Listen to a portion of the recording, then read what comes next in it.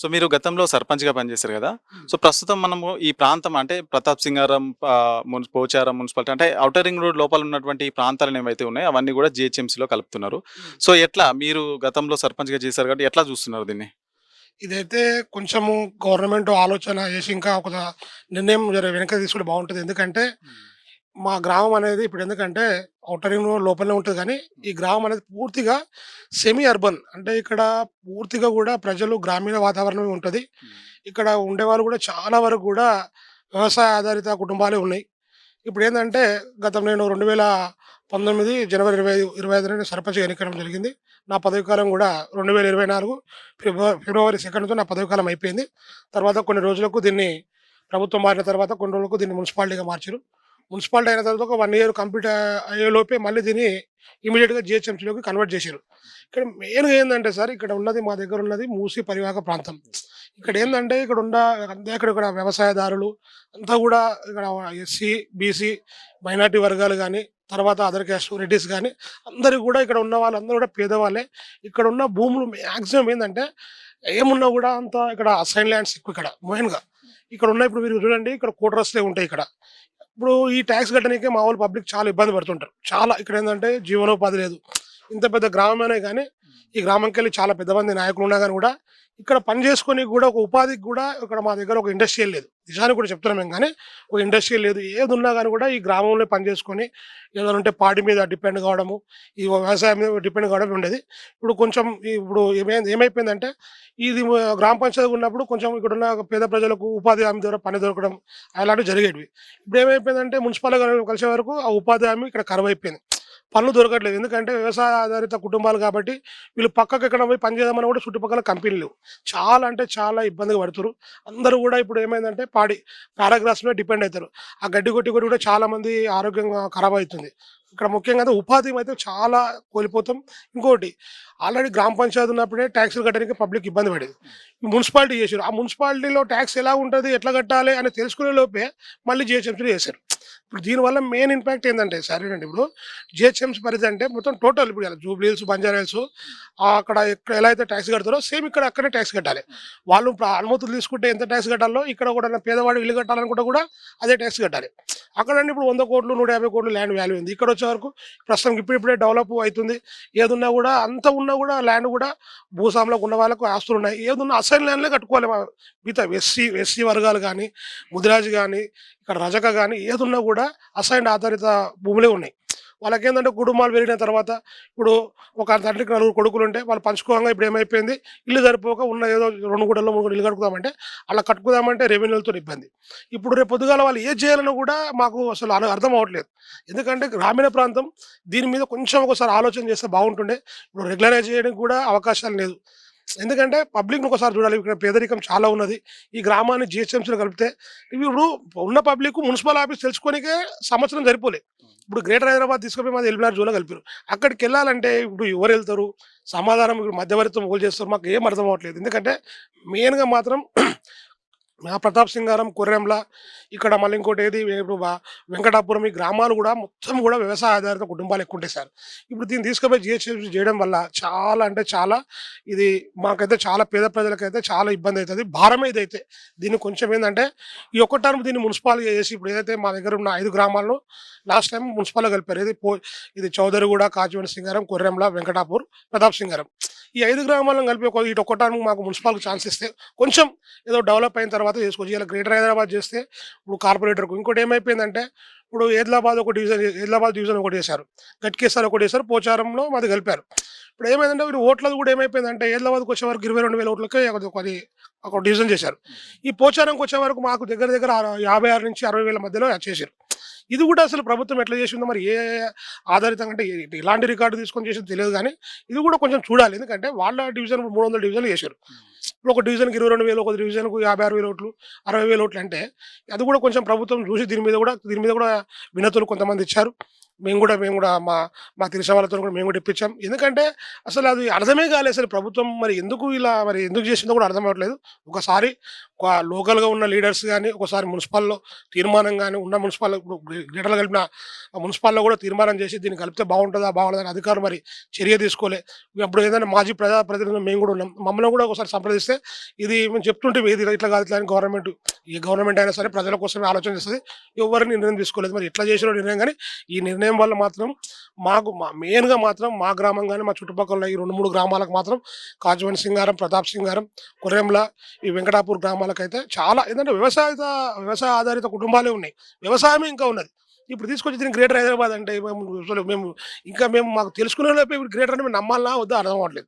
చూడండి ఇప్పుడు ఉన్నవి ఇల్లు ఇప్పుడు చూస్తే కూడా మీరు ఇక్కడ వీడియో తీసుకోండి. ఇలాంటి ఇళ్ళను కూడా ఇప్పుడు గ్రేటర్‌లో కలిపితే రేపు పొద్దుగాల ఈ టాక్స్ ఎట్లా కడతారు? వీళ్ళకి పరిపాలన కూడా రేపు ఎవరు ఇప్పుడు కార్పొరేటర్ అయితారు. ఇప్పుడు ఆ కార్పొరేటర్ ఇప్పుడు ఏంటంటే ఇప్పుడు డబ్బులు ఎక్కువ ఉన్న వాళ్ళే 60,000 ఓట్లు అంటే ఇప్పుడు మామూలుగా ఎస్సీ, ఎస్టీ, బీసీ వాళ్ళు పోటీ చేయాలంటే కూడా కాని పరిస్థితి. ఇప్పుడు డబ్బులున్న వాళ్ళదే రాజ్యం అయిపోతది. ఎందుకంటే టోటల్ కూడా లోకల్ గవర్నెన్స్ గాని, లోకల్ అంటే ఇప్పుడు ఏదైనా సరే మేము ఒక సర్పంచ్‌గా ఉన్నప్పుడు ఊర్లో సమస్య వస్తేనే మేము మాతోటి వార్డ్ మెంబర్‌లు పోయి పరిష్కరిస్తేనే దానికి ఎంతో టైం పట్టేది. ఇయాల ఏదైనా చిన్న సమస్య ఉంటే ఒక కార్పొరేటర్ దగ్గర పోవాలంటే ఎవరు పోవాలి? ఆ కార్పొరేటర్ మాకు టైం ఇస్తాడా? ఎక్కడికెళ్ళి అయితాడు? ఎవరికి చెప్పాలి మేము? ఒక మున్సిపాల్‌గా ఉంటే మాత్రం కౌన్సిలర్‌గా 2,000, 1,500 ఓట్లకైతే మా దగ్గర ఇప్పుడు ప్రస్తుతానికి నేను చేసినప్పుడు 1,900 ఓట్లుండేవి. ఈ 5 ఏళ్ల కాలంలో ఇప్పుడు దగ్గర దగ్గర ఒక 27, 2800 ఓట్ల వరకు అయినాయి. ఒక 2 మున్సిపాలిటీలు అయితే ఇంకా పరిపాలన బాగుంటుండే.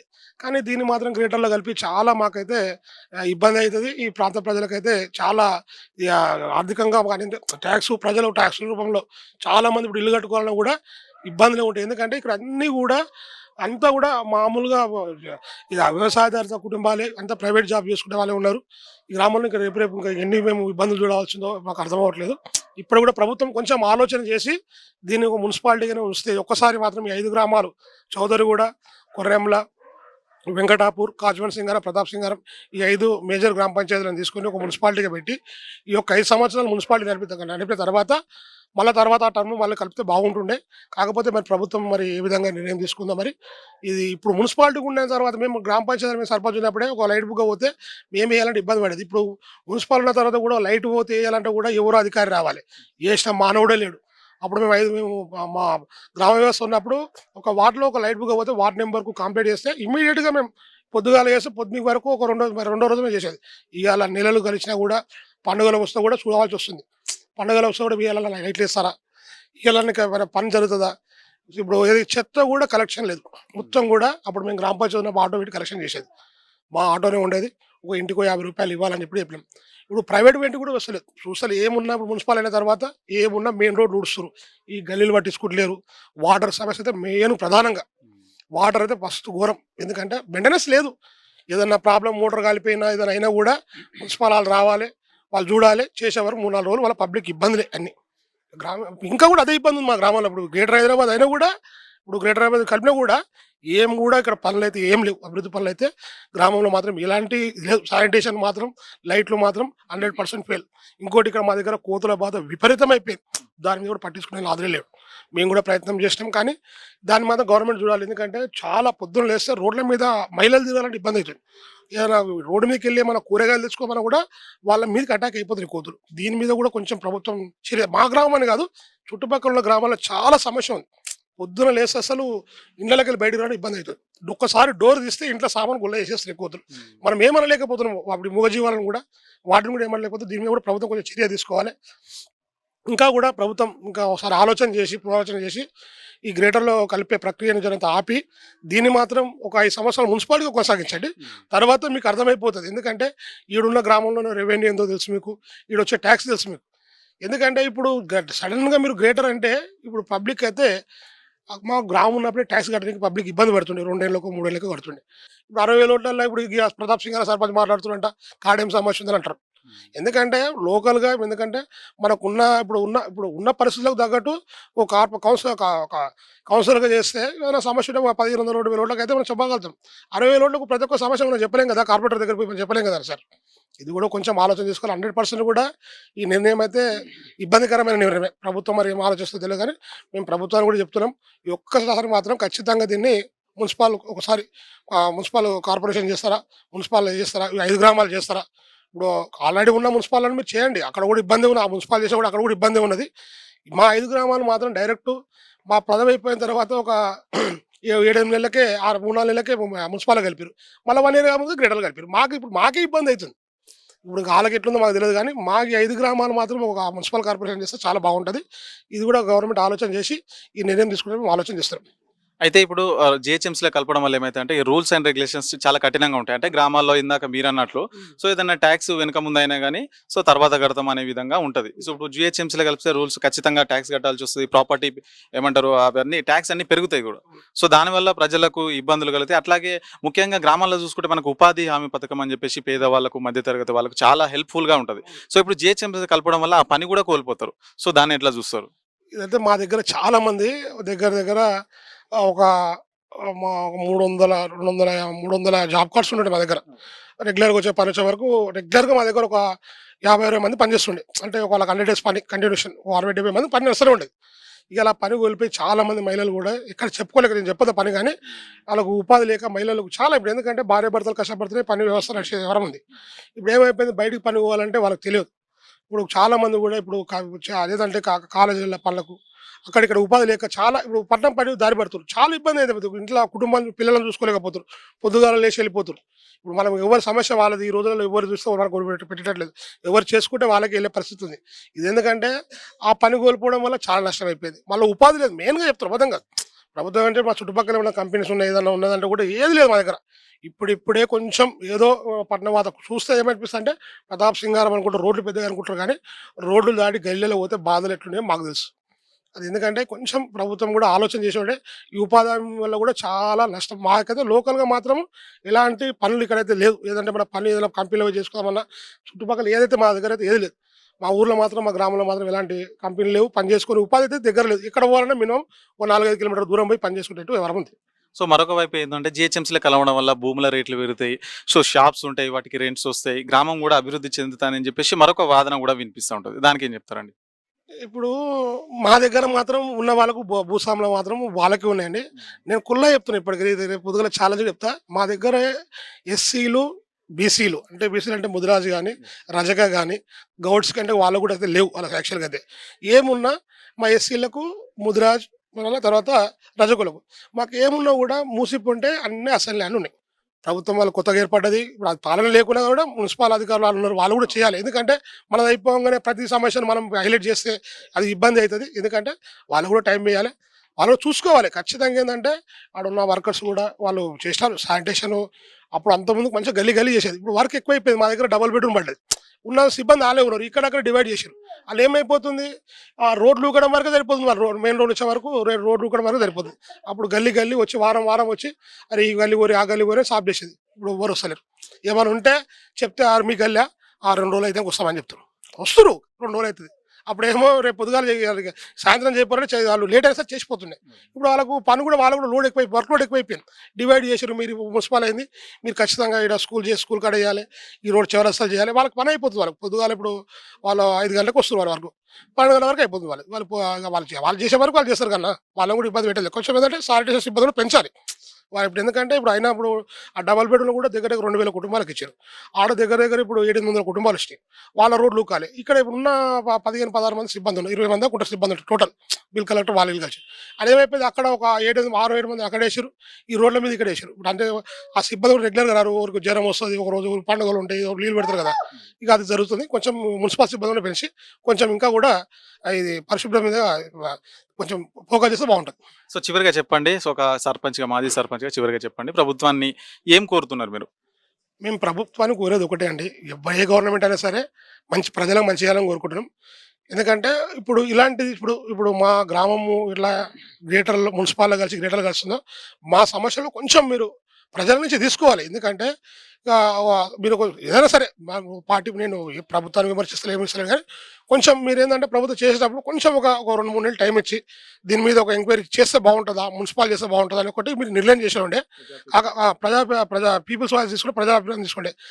ప్రజాభిప్రాయం తీసుకోండి. కానీ మా దగ్గర పెద్ద పెద్ద లీడర్లు ఉన్నా కూడా వాళ్ళు కూడా పట్టించుకోలే. ఎందుకంటే కొందరు ఏమనుకుంటారంటే ఇదైతే ఈ లోకల్‌గా ఉన్న ఈ లీడర్‌తోని పేరు పోతది. ఎవడెవడు అయితాడు. మేమైతే పెద్ద పదవులు అనుభవించడం. ఇంకా మా ఊర్లోకెళ్ళి ఎవడు అనుభవించొద్దు. ఓని పేరు రావద్దని చాలా మందికుందన్న. మా ఊర్లో అబద్ధం కాదు. నేను పేరు పెట్టి విమర్శించదలుచుకోలే. ఎందుకంటే వాళ్ళకి తెలుసు ఈడ గ్రామీణ ప్రాంతం ఎందుకుందో. ఇంకా కూడా మా దగ్గర బాంచనని దండం పెట్టే బతుకులే ఉన్నాయి ఇంకా మా దగ్గర. పోతలు పోతారు. ఇక ఎదిరించినోళ్ళు ఎదిరిస్తారు గానీ మేమైతే భయపడం. ఎందుకంటే మేము కష్టం చేసుకొని బతుకుతాం తప్పియ్యం. మా రాజకీయం అయిపోయింది. అయిపోయిన తర్వాత మేము ఏదో ఊరి మీద పడి ఏదో పంచాలు పెట్టడం కాదు. అయిపోయినాక నేను ఒక 2, 3 నెలలకి నేను టెంట్ హౌస్ పెట్టుకొని వ్యాపారం నడిపించుకుంటున్నా. పని చేసుకోవాలి మనం. ఏందంటే రాజకీయం అనేది ఫుల్ టైమ్‌గా మనకు పదవి ఉన్నప్పుడు ఫుల్ టైమ్‌గా చేయాలి. మనం ఇప్పుడు అధికారం లేదు. మన పదవి అయిపోయింది. అధికారం లేదు కానీ మన పదవి అయిపోయింది. మనం కూడా పని చేసుకోవాలి. మన దోష సాయం ఎవరన్నా పేద ప్రజలు ఎవరైనా వస్తే ఈ సమస్య ఉందంటే మనతోనైతే చేస్తాం. కాకుంటే గిడి ఊరని చెప్తాం. సలహా ఇస్తాం కానీ మనతో అవుతుందని కాని పని కాలక్షేపం చేయం. ఓ గిడి వర్రి ప్రభుత్వం వాళ్ళది ఉంది. వాళ్ళ దగ్గరికి పోరని మేము చెప్తాం. ఇప్పుడు మనం ఏదైనా మంచి చెప్తే కూడా నువ్వు ఆయన దగ్గరికి పోయినా కదా ఆయన వేసుకు పోయేటట్టు ఉంది వ్యవహారం. అంటే గ్రామాల్లో అట్లా ఉంది. నిజానికి కూడా ఏమైపోయిందంటే పెద్ద లీడర్లు అందరూ మంచిగా ఉన్నారు. కింద కొంతమంది చెడగొట్టేళ్ళు ఖరాబ్ చేస్తారు. గ్యాప్ పెంచేస్తారు మొత్తం అందరికీ. సాధించుకునేది ఏముందన్న మంచితనమే. మనం ఎప్పటికైనా కూడా పబ్లిక్ మనం మంచి చేస్తే మంచి తిరిగి వస్తుంది. మనం చెడు చేస్తే చెడు తిరిగి వస్తుంది. ఈ రోజులలో ఏది దాగుతున్నది అన్న 100% చెప్తున్నా. కాకపోతే ఏంటంటే లాస్ట్‌గా గవర్నమెంట్ కూడా చెప్తున్నా, ప్రజలకు ఇంకా మంచి చేయండి. ఆలోచన చేయండి. ఒక్కసారి మేము చెప్తున్నాం ఏంటంటే మీరు కూడా ఇప్పుడు కాజోల్ సింగ్ గారు వెళ్ళండి, కొరంలో వెళ్ళండి. వాళ్ళు చెప్తారు మీకు. ఇటు మా ఆ పరిసర ప్రాంతాల్లో ఎట్లున్నాయి ప్రజలు. మీరు పూర్తిగా తీసుకొని మీరు మా వాయిస్‌ని కూడా మీరు గవర్నమెంట్‌కి వినిపియాలని మీ మీడియా ద్వారా కోరుకుంటున్నాం.